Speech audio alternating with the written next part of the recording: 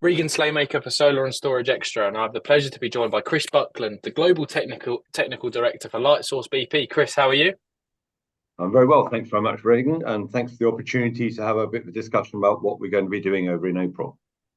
No problem at all. Great to have you on board as well. Before we jump straight into it, I thought we could kind of discuss kind of what you do and kind of how the Lightsource BP kind of contribute and participate in the energy space. Sure. Okay. So, Chris Buckland, I've been with Lightsource actually since before we started, generally responsible for the technology. Prior to Lightsource, actually, I was in Germany doing solar, so it goes back a long way. Nowadays, with the BP engagement, I have sort of three main roles. One is to run the innovation activities to ensure that Lightsource remains a very early adopter of solar relevant technologies. Now, that can be batteries, as we've introduced recently, but generally it's solar related. Second part is the technology interface between ourselves and our big brother. You've probably seen in summer of this year, BP will be taking full 100% ownership of Lightsource BP, and we have various interactions ongoing and have done over the past few years to ease that transition. And then the final part, the backstop on technology and challenges that we have in our business as usual around the globe. So what would you say some of those challenges are? Obviously, I know that innovation life cycles, they can move very quickly. Sometimes the technologies don't reach actual conception and things like that. But what would you say the main challenges are when kind of pushing through the development of these new technologies? It's jurisdictional. I have to say, on the technology side, business as usual solar is relatively straightforward. There's been 500 gigawatts probably last year of solar deployed around the globe, and we're fortunate in that we've deployed probably 5 of that.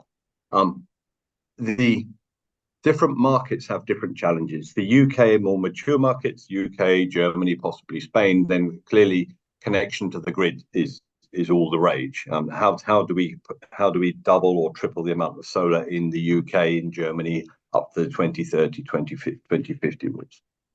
In other jurisdictions such as the US, clearly there's a level of government sponsorship of the technologies, so we are encouraged to use local technologies in the US.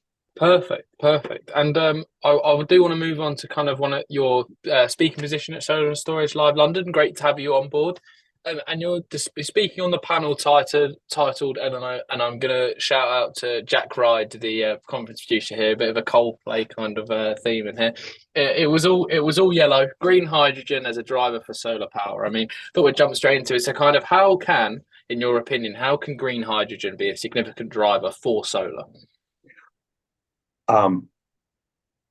We at Lightsource build very large solar plants in particular jurisdictions. So in Australia, by the time we finish the plant down there, will be 850 megawatts.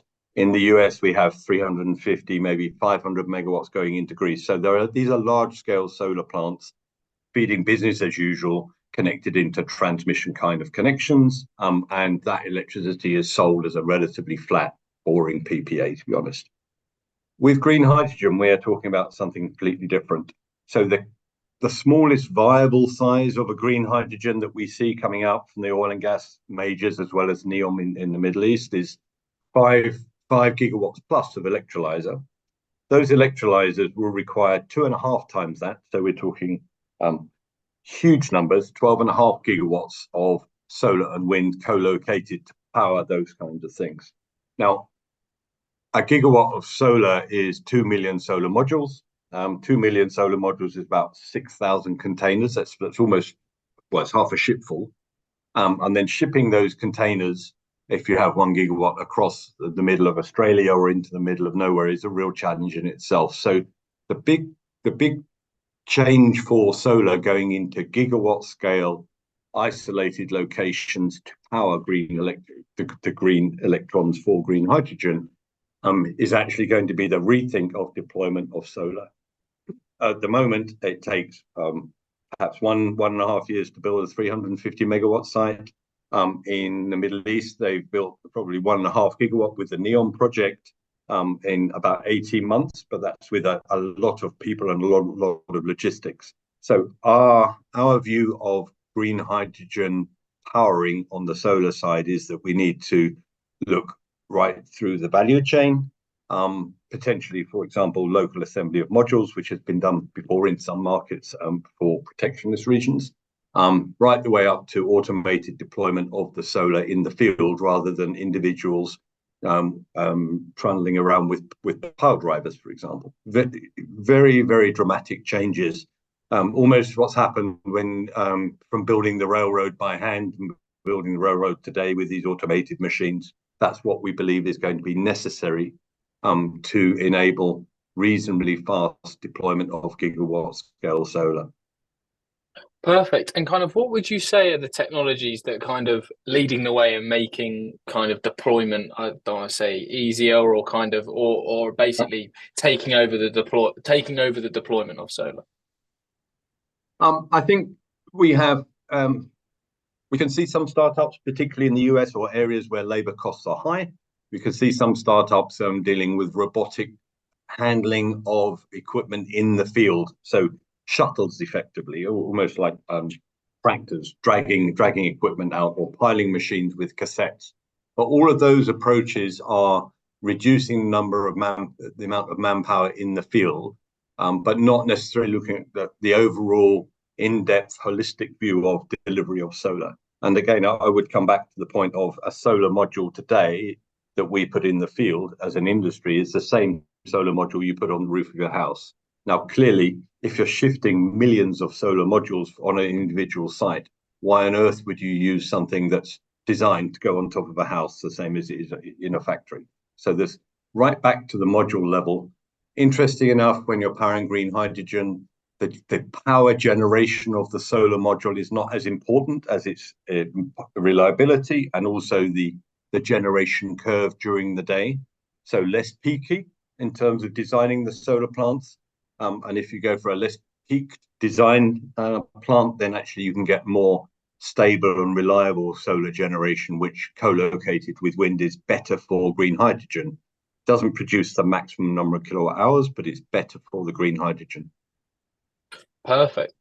And kind of what, moving on from that, kind of what advancements at the moment are kind of being made with solar PV? Kind of, I think there's two main things that you want to discuss here, but what are the main advancements for yourself? Okay, so in terms of the base technology, silicon technology that we've generally used, except within the US environment, we've recently moved from PERC across to N-type, so P-type PERC into N-type, and we are now purchasing TOPCon modules, for example, which were not really available on the market 18 months ago.